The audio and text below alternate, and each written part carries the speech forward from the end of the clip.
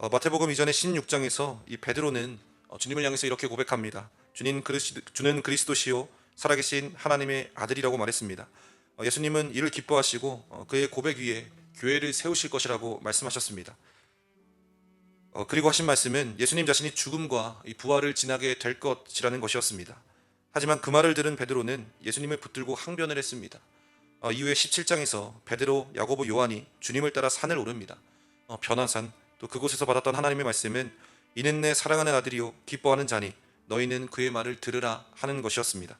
하지만 정작 예수님이 이 제자들에게 죽임을 당하고 부활할 것을 말씀하시자 제자들이 매우 근심했다라고 기록하고 있습니다. 그리고 다시 예수님께서 말씀하십니다. 이 본문 직전에 17절과 29절까지의 내용을 보면 예수님은 더 이상 미룰 수 없는 지점에 섰다는 생각에 제자들을 따로 데리시고 말씀하십니다. 이 길에서라고 표현하고 있는데 서기관들에게 넘겨짐에 그들이 죽이기로 결의하고 이방인들에게 넘겨주어 그를 조롱하며 채찍질하며 십자가에 못 박히게 될 것을 이야기하고 있습니다. 산에 올라가시며 이러한 이야기를 하고 계시는 것입니다. 예수님께서는 제자들을 향해서 내려가라 라고 이야기하셨습니다. 사실 인간의 심리는 올라가려고 하는 게 본능입니다. 이 상승에 대한 이미지, 올라간다라는 단어처럼 마음을 설레게 하는 표현은 흔치 않습니다. 누군가에게 올라간다라고 하면 그는 선망의 대상이 됩니다. 출세를 하는 것이죠. 그러나 반대로 내려간다라고 말하면 얼마나 끔찍한지 모릅니다. 자식의 성적이 내려간다면, 직장에서 내 직급이 내려간다면, 사회에서 지위가 낮아진다면 얼마나 허망하고 끔찍하게 여겨지겠습니까? 그렇기 때문에 사람들은 누구나 올라가기를 희망합니다. 남보다 높이 오르기 위해서 치열하게 경쟁합니다. 우뚝 올라설 수만 있다면 그 과정에서 오는 부담감쯤은 쉽게 이겨낼 거라고 여깁니다. 더욱이 높은 곳에 우뚝 서서 옳다고 생각되는 일, 하나님이 원하신다고 여겨지는 일들을 많이 할 목적이라면 여러분 올라가는 것은 더욱 열망할 가치가 있다고 여겨지게 된다는 것입니다. 그런데 이를 가로질러서 예수님은 우리를 향하여서 내려가라 라고 말씀하십니다. 예루살렘으로 가시는 길은 이 제자들에게는 올라가는 길로 보였습니다. 그 길은 내려가는 것이 아니라 당연히 올라가는 길이었고 잘 풀려가는 길로 보여졌습니다. 지역적으로 예루살렘이 좀 더 높은 곳에 있기도 했지만 굳이 오르다라는 말이 성경에 기록된 것은 십자가의 낮아짐을 통해서 올라가실 것임을 강조하려는 의도가 있기 때문입니다. 멈출 수 없는 내리막길이 주님을 맞이할 것입니다. 넘어지고 넘겨지고 이 살이 가득한 현장 속에서 조롱당하고 채찍질 당하고 이 십자가에 못 박힐 것입니다. 하지만 주님께서는 이를 올라가는 길이라고 부르십니다. 바로 앞에는 우리가 낮아질 때 주님께서 우리를 높이시는 것을 경험하시기를 소망합니다. 왜냐하면 주님이 그렇게 하셨기 때문입니다. 낮아짐을 자청할 때 주님께서 그 섬김과 희생을 보시고 우리 한 사람 한 사람 귀하다 높여 불러주실 줄로 믿습니다. 이 제자들은 16절에서는 붙들고 항변했고 17장에서는 근심했습니다. 이 죄로 물든 세상을 허물고 하나님 나라를 세우기 위해 오신 예수님께서 하신 부탁인데 참 인정이 되지 않는 것입니다.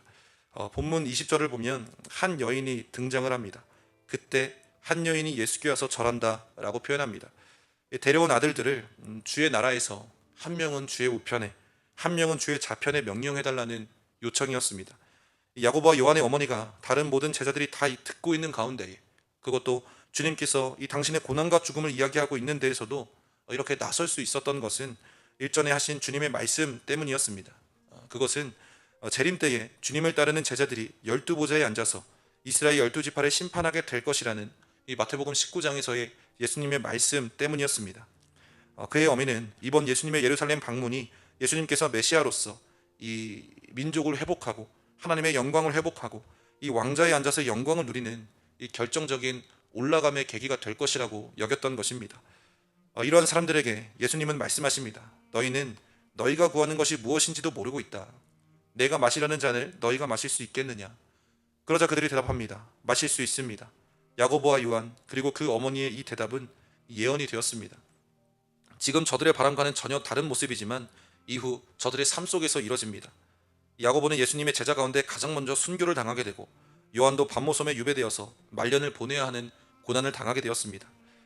이 자신의 동료가 높아지는 것을 용납하지 못하고 분노했던 다른 제자들이 있습니다. 24절까지의 내용을 보면 동료들보다 먼저 높은 곳에 오르고 싶어서 기회를 틈타서 모든 힘을 쏟아부었던 야고보와 요한이 등장하고 이들을 바라보시는 예수님의 마음이 등장합니다. 예수님은 제자들에게 잠잠히 말씀하십니다. 본문 25절에서 28절까지 내용인데요. 너희가 아는 대로 이방 민족의 통치자들은 백성을 마구 내리누르고 고관들은 백성들에게 세도를 부린다. 그러나 너희끼리는 그렇게 해서는 안 된다라고 말하는 것입니다. 너희 가운데서 위대하게 되고자 하는 사람은 누구든지 너희를 섬기는 사람이 되어야 하고, 너희 가운데서 으뜸이 되고자 하는 사람은 너희의 종이 되어야 한다. 인자는 섬김을 받으러 온 것이 아니라 섬기러 왔으며 많은 사람을 위하여 자기 목숨을 몸값으로 치러주려고 왔다 라고 이야기하십니다.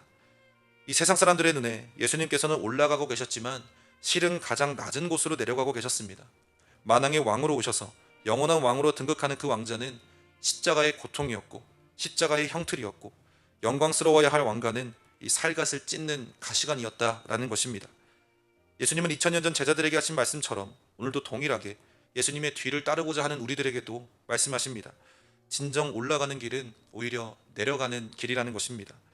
이렇게 주님께서는 자기의 말을 무시하고 욕망의 지배당해서 참 이 무지와 위선과 분노의 길을 달려가는 제자들을 붙드십니다.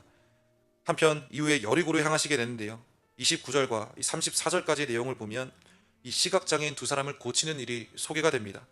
높아지려는 이들에게 소리 지르는 맹인 두 사람은 그저 스쳐 지나가는 방해물일 뿐입니다. 누구도 그들에게 찾아가 그의 사연을 들어주지 않습니다. 오히려 조용히 하라고 꾸짖습니다. 잠잠하라고 명령합니다. 그들은 두 사람을 인간이 아닌 문제거리로 여긴 것이죠. 하지만 예수님께서는 이들을 향해서 멈춰 서십니다. 부르시고 질문하시고 들어주십니다. 그리고 이들을 긍휼히 여겨주십니다. 눈을 만지십니다.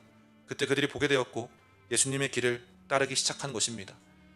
욕망에 눈이 멀고 귀가 닫혀서 주님의 말씀을 무시하는 것은 어쩌면 우리의 연약한 믿음의 모습이기도 합니다. 우리가 성경을 묵상하고 수없이 죽어야만 살 수 있는 것이 십자가의 교훈이다 많이 들었음에도 불구하고 우리는 여전히 높아지기만을 바라는 삶을 살고 있습니다. 두 아들의 어미처럼 겸손한 척, 말씀을 이해한 척하지만 우리는 거짓된 언어와 몸짓으로 우리의 욕망을 포장하고 살기도 합니다. 야고보와 요한처럼 왜곡된 사랑으로 인해서 배운 도리를 잊고 알지도 못하는 말을 한다거나, 또 다른 제자들처럼 무리지어서 수군거리기도 하고 분노하기도 합니다. 하지만 그럼에도 연약한 우리가 다시 한번 예수님을 부를 수 있는 이유는 주님께서 우리를 긍휼히 여겨주시기 때문입니다. 죽으러 가겠다는 사정도 알지 못하고 자기를 낫게 해달라고 소리치던 두 사람을 외면하지 않으시고 가장 연약한 부분을 친히 만져주시고 회복시키신 그 주님, 3번이나 말씀을 무시하고 온몸으로 권력을 탐하는 제자들을 내치지 않으시고 동행하시는 주님, 사랑하지 않았다면 낮아지지 않았을 것이고, 또 낮아지지 않았다면 무시당하고 이용당하지 않으셨을 것입니다. 하지만 이 모든 것을 아셨음에도 예수님은 세상에 오셨고 제자들을 부르셨고 여리고를 지나서 예루살렘으로 향하게 되는 것입니다. 사랑하는 성도 여러분, 이 낮아져야만 들을 수 있는 소리가 있습니다. 사랑해야만 견딜 수 있는 일이 있습니다. 우리를 사랑하시고 또 우리를 사랑하셔서 친히 낮아주신 이 주님과의 동행을 우리 삶의 가장 큰 기쁨으로 여기며 살아가야 할 줄로 믿습니다. 오늘 하루도 그 사랑과 그 낮아짐을 닮아가기로 고백하는 한 날 되시기를 주님의 이름으로 간절히 소망합니다. 기도하시겠습니다.